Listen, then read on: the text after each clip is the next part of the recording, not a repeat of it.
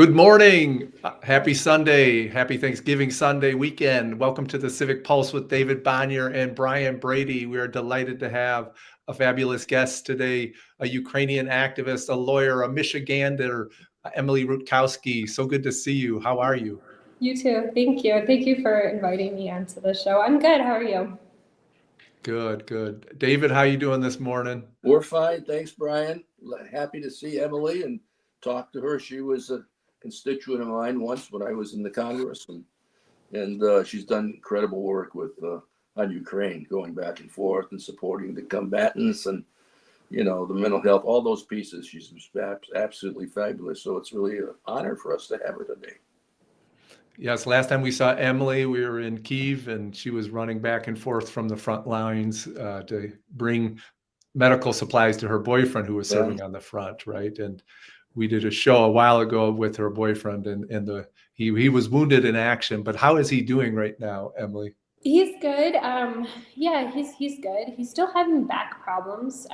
So just to guess a brief kind of overview for people that didn't listen to the last show, he was wounded in the Kharkiv offensive in the trenches, and he had some ear damage, broken back. He was shot in the chest, but the plates kind of took everything. So just some internal bruising and TBI, and so it's been going well. Just still some back problems. Well, it's great that he's healing up, and TBI is traumatic brain injury. Yes. Yes, and common with explosions. So a lot of soldiers get a lot of them in varying degrees. So his was very mild, thankfully. I thought that was a powerful. We'll link in the below in the comments here to the last interview with Andrew, because I thought that was a powerful interview for people to go back and get a little bit of a snapshot of how difficult it is on the front lines. But we'll kind of jump in. I want to interview you both because so much has happened in the past week on Ukraine and in Syria and in neighboring Georgia, right, with their uprising there in Tbilisi and across Georgia. But you have a lot of contacts, Emily, in Ukraine. Yes. With the Trump transition. What are you hearing on the ground? Give us your state of the state. Yeah, I do. I still have friends, and I still talk to my friends. One of them, he's been kind of back and forth they rotate out every week or so on the lines, and he'll text me from bunkers and stuff. He actually recorded us a Thanksgiving video from a bunker that we'll be posting. A little delay because they've had no power, so we got it yesterday, but it'll be out there. Yes, we've heard it's still pretty bad. Everybody that my friends that I've been talking to out there, the front lines are pretty bad, and kind of really the Ukrainian front line, it's very long, kind of entire border over there from the east down to the south, and on every front, I've been hearing that that's pretty bad. Yeah, it seems like the Russians have made some progress in certain areas, and they're threatening to invade in some other areas, right? Yeah. The AP also had a kind of a discouraging story on the amount of soldiers going AWOL just out of fatigue. Yes, and it'll be really interesting. I guess a couple points on that. It'll be really interesting in the spring because Ukraine is supposed to have a law where if you've served on the front lines for 3 years, you can be discharged from the military. And so 3 years for a lot of the guys will be coming February through the summertime. So we'll see if that's honored. Also, something that's super interesting kind of from the mental health perspective of that is that the longer you're out there in multiple deployments, the higher chances of PTSD and other war wounds develop out there. So Ukraine will be dealing with quite a bit of that. 3 years is a very, very long time to be on the front lines and in the trenches. Yeah, well, my wife's cousin, she was Ukrainian on the front lines, and he served his 2 years and then re-enrolled, and his family thinks he just mentally can't go home because he's just lost in the war mentally. David, put your political leader hat on for a second here.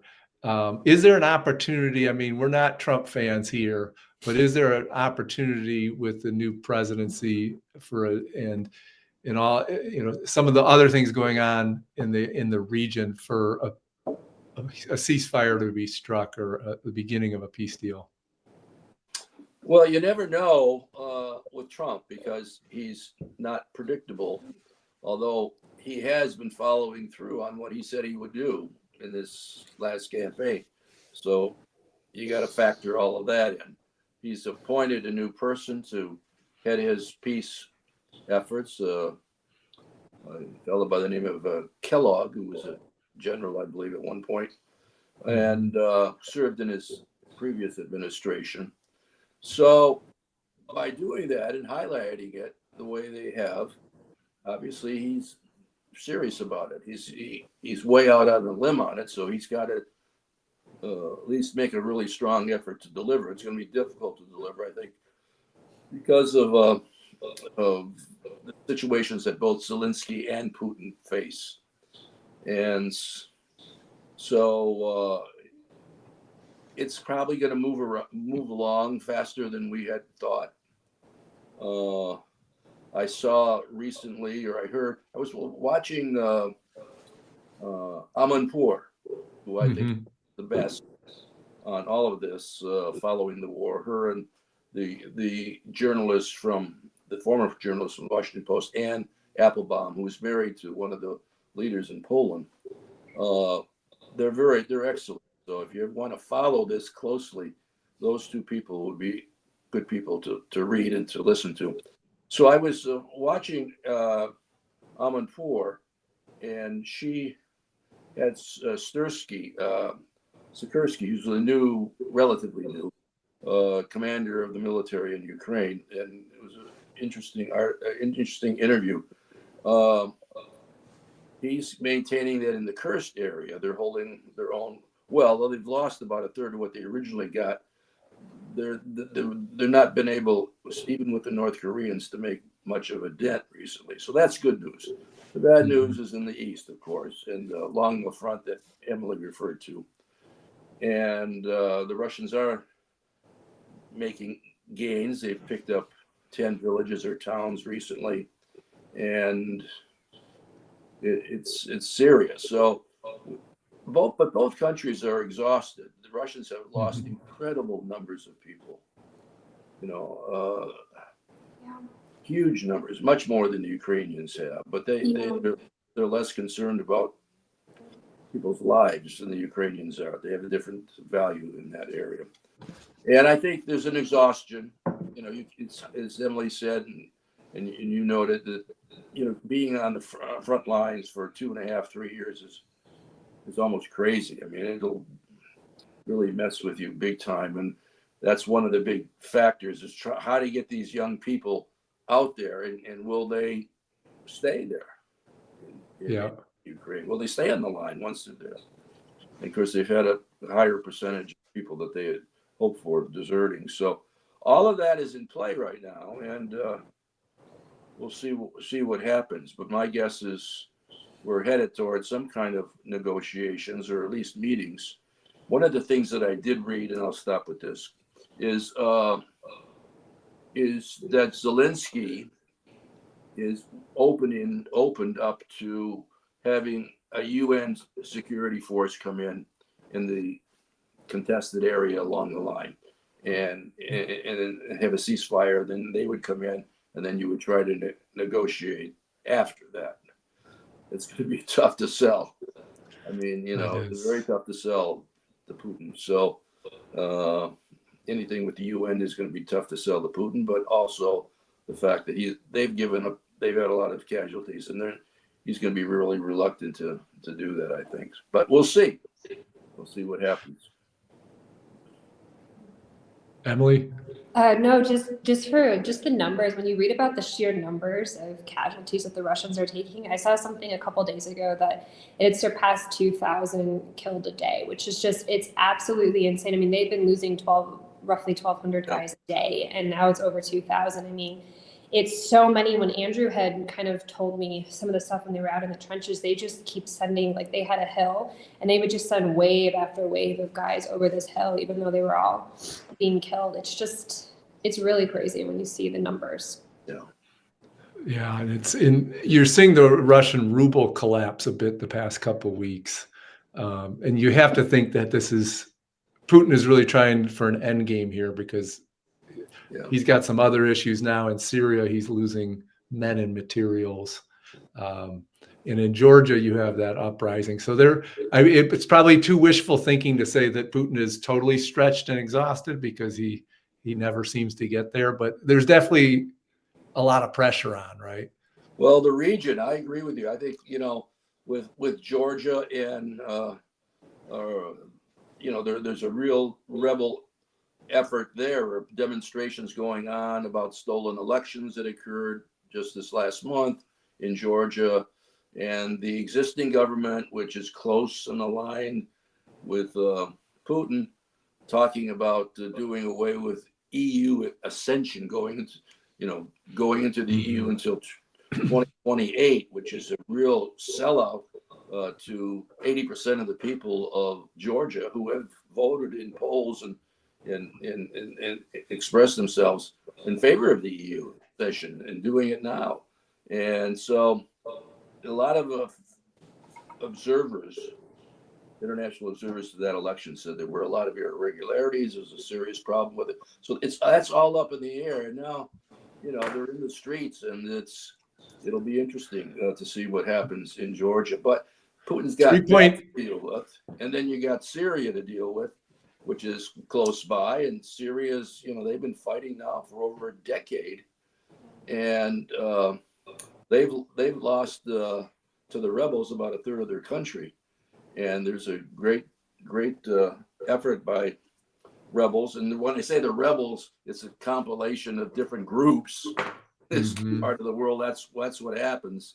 But evidently, it's what's happening in Russia too. They bring in the North Koreans, so it's hard to figure out what they are. But the leading group in Syria, the rebels, was affiliated with Al Qaeda. So it gives you some sense of what we're talking about here, and the complexity, and whose side are you on, and whose side do you want to be on?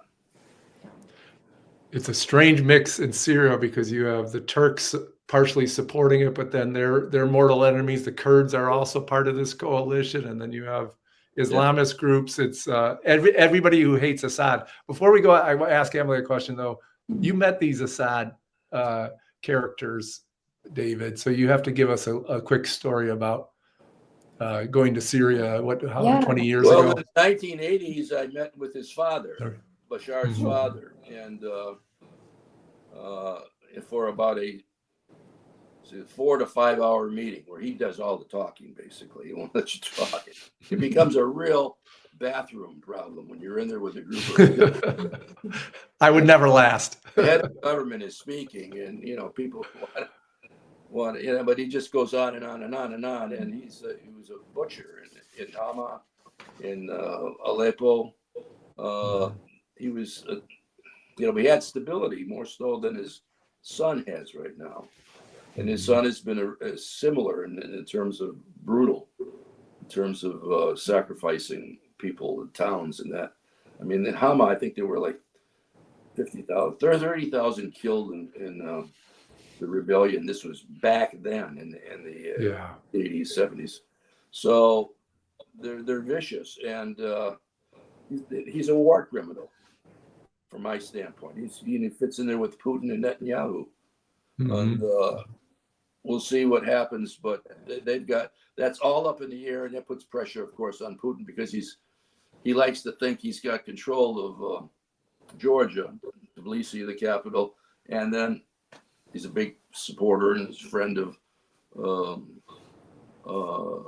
Bashar al-Assad, the leader of Syria.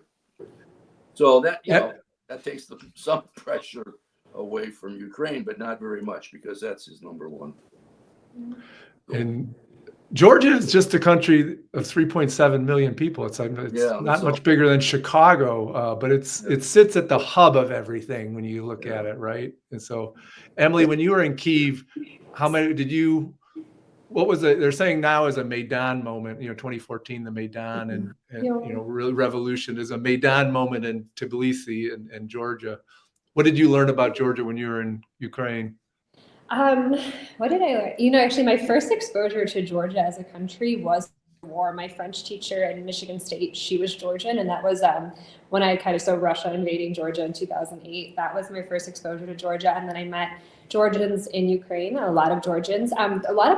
There's so many. I was actually talking to one of my Ukrainian friends, and he had said prior to 2008, when Russia had come into Georgia, there wasn't really that much Georgia. There wasn't a lot of Georgian food or people in Ukraine, and then with the refugees there, they had kind of come into afterwards. And everybody that I met was really kind. I mean, we didn't really talk any politics, kind of, the people at the restaurants and stuff, but like there's Georgian Legion has been very big as a fighting unit in Ukraine since I think even before the full-scale invasion, if I'm not mistaken. I know there's been a lot of Georgians over there in Ukraine fighting, and a lot because they don't want the Russian influence, and Russia invaded Georgia, so they really understand that aspect of the war too, and so they've been a very staunch supporter of Ukraine, and so yeah.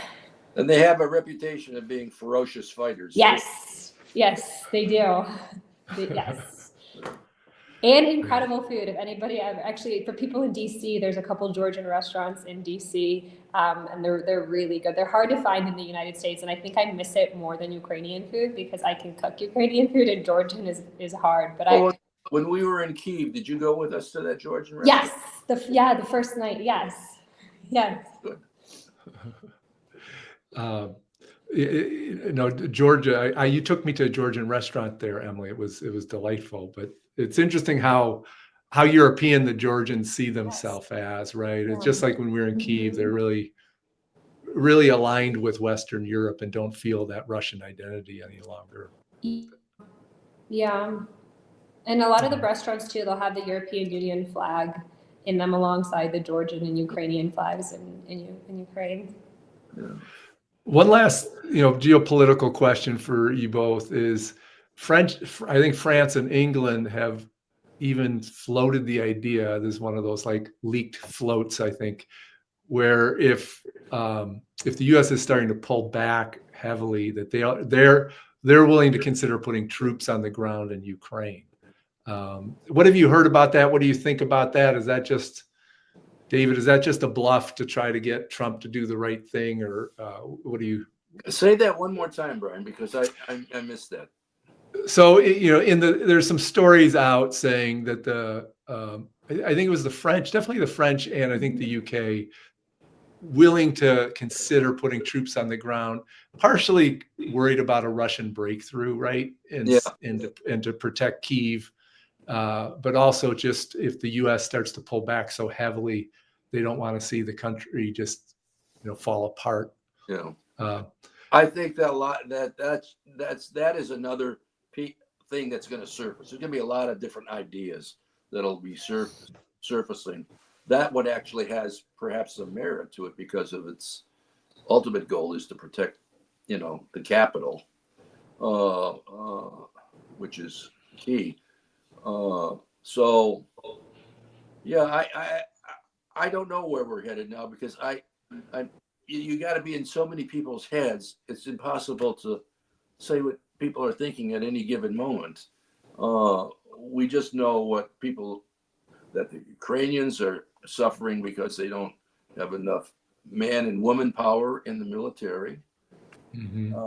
We know the Russians are suffering because they have had enough soldiers fighting, but they've been being killed in huge numbers, 3 or 4 times, maybe more so than the Ukrainians have been suffering deaths. And so it's hard to figure out where people are. I don't know what the situation is, and I don't think very many people do. Even the correspondents know what the political situation is politically, internally within Russia. How does Putin sit with the key players in his society that he needs to keep in order to stay in power?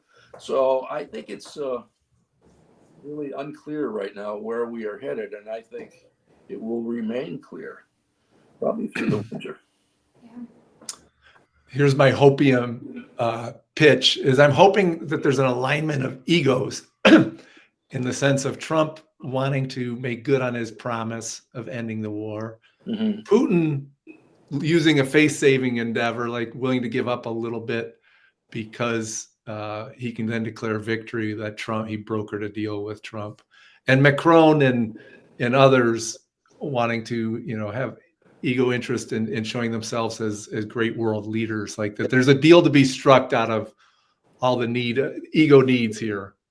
Well, if that's the case, I want to meet the conductor who's doing it. Because that person should get the Nobel Prize if that happens. But we'll see. Exactly. I'm not laughing at it. I'm just saying that it's quite a difficult thing to resolve. Yeah. I think it will take a Macron or somebody pulling a rabbit out of a hat there to put these sides together. Yeah. Let's go to our locus of control that you both have traveled through Ukraine, have worked on mental health issues and veterans issues. This war, knock on wood, is going to end someday, hopefully in the next year.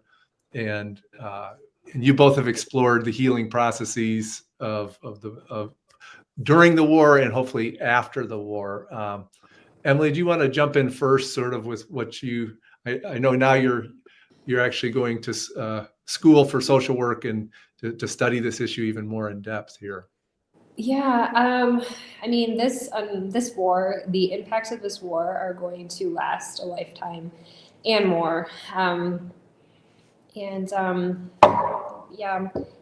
So right now in Ukraine, I mean, I've seen studies that 100% of children in Ukraine have PTSD, the entire population, and soldiers in particular. The reason I'm really interested in the soldier aspect of it and veterans' mental health is. I mean, I think just because really it's Ukraine's defenders who are these men and women have sort of stepped up to kind of take the biggest burden in this war, and they've been out there, and I've met so many of them, and I mean, you can see the toll that war takes on these people. I've seen it just from over the last couple of years, knowing them. And Ukraine's interesting too, because it's still a very traditional society, and there's benefits to that. There's good family support and things like that, but there's also sort of issues with masculinity, and there's already issues with masculinity in the U.S. and other NATO militaries, but Ukraine especially. And there's also reluctance to look at things that you can't visibly see as existing and being wounds of war. And so like I've seen some people, they don't even believe in traumatic brain injury, so they're not like testing for that in hospitals, things like that. Oh geez. There are a lot of really great organizations like GlobeSec who are kind of pioneering in that field and getting public awareness out for it. And I also think that people don't necessarily know just how widespread the impacts of especially with veterans, what it's going to be. It's not like they're going to come back from the front line and suddenly everything is going to just be, oh, okay, or they're going to be ready to deal with what they've seen out there. And there's actually, for anybody like interested in this book, in this topic, there's a book by Carl Marlantes. He's an American. He was a Marine veteran and combat veteran in Vietnam, and he wrote a book, What It's Like to Go to War. And it kind of really goes in depth in what it's like to be a combatant and the issues that you deal with. And he talks about how, you might come back, you might be a young guy, 20 years old, you come back angry from the war and you're not ready to deal with that. And it's decades before you can talk about it. And this is going to kind of trickle down into relationships. There'll be a lot of broken families and children who are going to be suffering from that. And then Ukraine already has a heavy drinking culture. And so turning to substances. The other thing too is, this war, because it's traditional trench warfare, there's a lot of lost limbs, and Ukraine is not handicap friendly. And so having to kind of just change the entire city, elevators cannot fit wheelchairs in them. And so the impact that also has on you mentally, and jobs. I've read, actually one of the sadder articles that I read in the last week too was talking about tens of thousands of internally displaced people in Ukraine returning to occupied territories because they did not have state support. They didn't have housing or jobs. And for me, one of the reasons it's so sad is because I've met a lot of these people. And when Andrew was in the hospital in Kharkiv, they had a lot of people from a village that bordered Russia where active fighting was going on. And one of the guys in the room next to him, his house had been destroyed by a rocket. And so he had lost his cat, his animals, everything. And they kind of had these people in the hospital waiting to see, like, where are we going to take them? They weren't physically injured or anything, but they didn't know what to do with them. So they were sort of stuck there until they could find housing. And to think about these people, I know, and I've talked to some people about it, and there's this, oh, they're going to enemy territory, but I think it's a lot more complicated than that. And they don't have, when you don't have any means to support yourself, and that's where your home is, you kind of go back to it. And so people in occupied territories have a lot of PTSD and mental health. They're the ones bearing the brunt end of war crimes and everything else. So when you think about just the massive scale of all of this, and in Ukraine, it's completely just crazy. And so I think one thing that we've been trying to do in the US is kind of share information that we have, especially with like some practitioners in Ukraine, so that you have to get these people trained up and everything. And so kind of sharing the knowledge that we have with them. And I think they've, my sense is from our visits there, I think they are moving. They know that. Yep. The government knows, everybody knows that the psychological situation, the mental health situation is a major, major crisis. And so they've been training at accelerated rates as fast as they can. We took over 2 psychiatrists when we with Jim McDermott, former member of Congress, who I worked with on Vietnam veterans issues many years ago when they were coming back and trying to reintegrate. Jim came, and also Eric Trupin, who's a friend of ours, was part of our delegation this last April, and he's also a psychiatrist and professor at University of Washington. And they see the need, and they're working. They're both doing good things to help Ukraine in that area with programs linking up psychology departments and programs with what they need in Ukraine. So there's a group there called Save Ukraine, which is doing some really good work that we visited. They also deal with the abducted children. The Russians stolen around 20,000. That's the number of people settled on of kids, just taking them from families and homes in these war-torn areas, and trying to get those kids back to their families. It's just a horrific situation, but there are a lot of people working on it right now, and the Ukrainians, after having said all this, they're very resilient people. They're very tough people and a smart people. So if anybody can get through it, they probably can, and we'll see what happens as we move along here. I wish some of those dollars, these billions of dollars that everybody's spending on this war, would be sent to deal with this health crisis in Ukraine, and it's significant in terms of how they fight, even. So. Yeah, I actually and we visited a PTSD clinic in Kharkiv, and they take guys off the line for 2 weeks, and they take them to this center, and they have the traditional talk therapy, and they also do equine therapy, they do aromatherapy, they have water, just all kinds of things, and they have rooms that families can come and stay with them at, and they say that just the difference for those 2 weeks is incredible. Yeah, it works. A lot of this works. And we talking with Dr. Trupin, who was with us, Eric Trupin, and he's got a program that is operating now at Save Ukraine, and it's a program he's worked with young teenagers in the United States, mostly black and brown, but some white, and it deals with poetry and music. I mean, it's a lot of different pieces that help people talk about their problems and relate to their issues and get it out on the table so they can be helped. Well, with this change of administrations too, there's going to be a need for more aid than ever. And I know, Emily, you run a nonprofit, Misha's Angels, that delivers medical equipment to the front lines. And so I just want to take a moment for you to give a pitch, and we'll also put it in the comments below for your nonprofit. Yes. So I have been for the last year running a small nonprofit in Ukraine, and We do a lot of medical aid, first aid kits. Just got a requesting for those, and I'm also helping now with a lot of winter gear. Russia has been, especially in the last week, upping attacks again on the energy infrastructure. So people are without power for 12, 15 hours a day, and so we've got a request for power generators or EcoFlows. We've also got a request for Starlink, the internet. Because a lot of the teams, when they're out in the field, they need to be able to communicate. And Starlink subscriptions are $100 a month. So during the Christmas season, we've been trying to get kind of 6 months worth of supply for that. So 6 months of internet. And then also Ukraine's roads are very poor, especially out in kind of the war-torn areas. And so we have to help the guys outfit their cars with winter tires.